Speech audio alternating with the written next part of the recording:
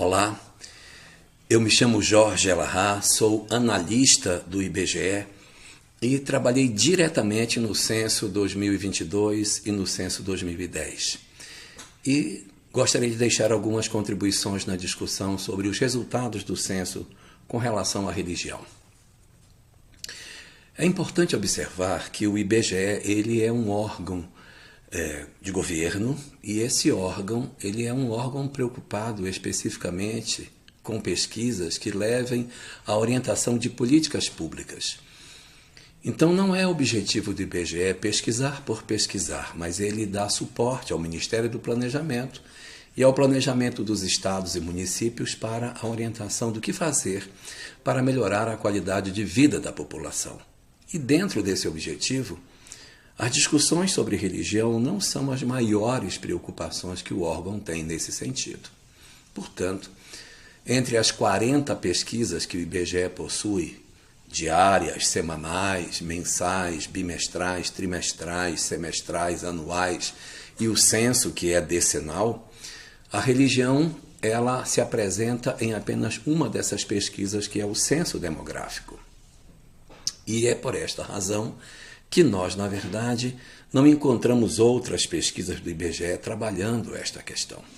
E para ela ser uma questão periférica, o IBGE trata essa questão da religião em um formulário específico dentro do censo demográfico que atende apenas a 11% dos domicílios. É o chamado formulário amostra. Nos municípios com menos de 10 mil habitantes, nós trabalhamos uma amostra de aproximadamente 50% dos domicílios. À medida que a população cresce, esta amostra se torna cada vez menor.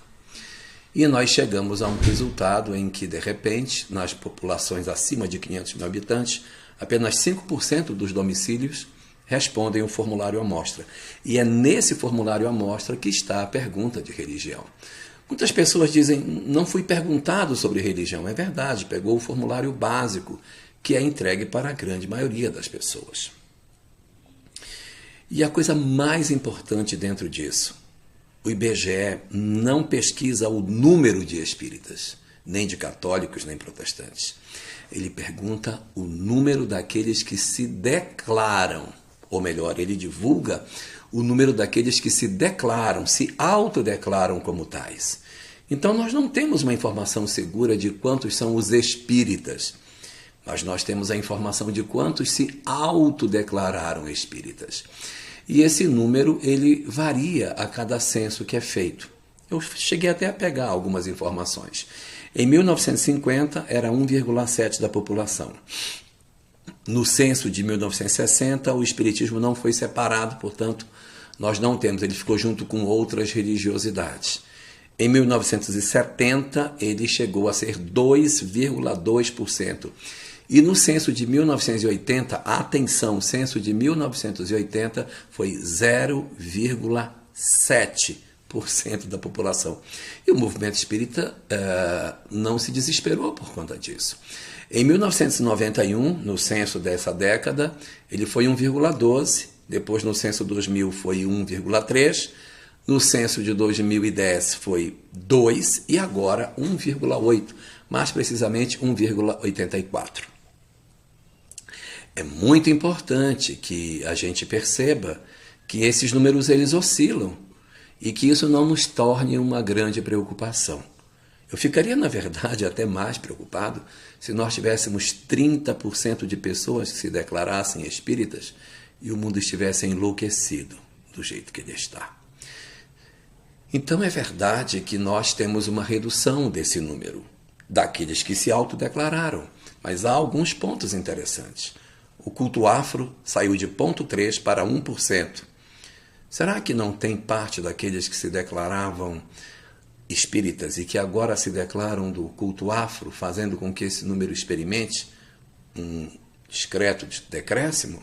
É possível. E existe uma grande preocupação dentro do movimento espírita de que, com a redução dos espíritas, o movimento espírita vai acabar.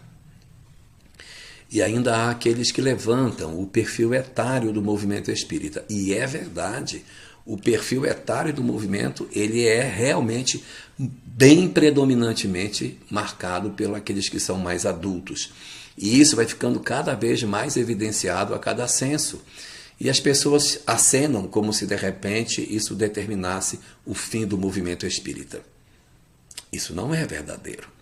Porque a principal porta de entrada no movimento espírita não é a juventude, é o grupo de adulto. O êxito da campanha do estudo sistematizado, dos grupos de estudo de André Luiz, de Joana de Ângeles, das obras básicas, de Manuel Filomeno e de várias outras sequências de obras, mostram o êxito que nós estamos tendo com o trabalho de adultos. Poderíamos estar tendo um êxito muito bom, também com os jovens, mas isso não determina que o movimento ele está caminhando para o fim. Ao contrário, o ingresso de pessoas no movimento espírita na idade adulta é muito grande. Façam uma enquete nas casas espíritas e verifiquem qual o percentual de pessoas que chegaram ao movimento espírita depois dos 25 anos. E poderemos ver o quão exitoso tem sido o trabalho realizado com os adultos. Talvez a gente precise melhorar o trabalho com os jovens, é verdade. É preciso catar esses jovens e trazê-los para o movimento espírita. E quando falo em catar, tem 5 letras, C-A-T-A-R. C de conteúdo, A de acolhimento, T de trabalho, o outro A de arte e o último de reunir fora do centro. Não é necessário que abramos mão do conteúdo para que nós tenhamos juventudes mais pujantes. O melhor benefício que podemos fazer pela juventude é oferecer-lhes o conteúdo da doutrina espírita, acolhê-los, oferecer trabalho na casa espírita, permitir a arte e garantir que a amizade entre nós nos faça reunir fora da casa espírita. Uma preocupação que muitas pessoas têm é indagar o que aconteceu, por que isso se deu. E aqui tem uma coisa bastante interessante. Os espíritas costumam se autodeclarar assim quando tem uma tarefa na casa espírita. As pessoas que vão à casa espírita simplesmente para assistir palestras, e que é um número bastante expressivo, nem sempre se consideram espíritas, mas sim os trabalhadores da casa espírita é que assim se nomenclaturam. Então, evidentemente, nós podemos dizer que nós temos 1,8% da população de trabalhadores espíritas.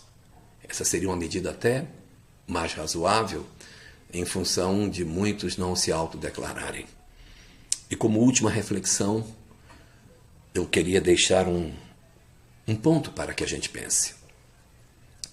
As pessoas podem não se declarar espíritas, mas a quantidade de gente no Brasil que tem compreensão de que existe vida após a morte, de que os espíritos se comunicam e de que a reencarnação é uma lei, é muito maior do que aqueles que se declaram espíritas, nos fazendo perceber o interesse da população por novelas, filmes e demais séries que apresentam esse tipo de temática, nos fazendo perceber que o espiritismo caminha, é verdade, mas as verdades espíritas, essas galopam.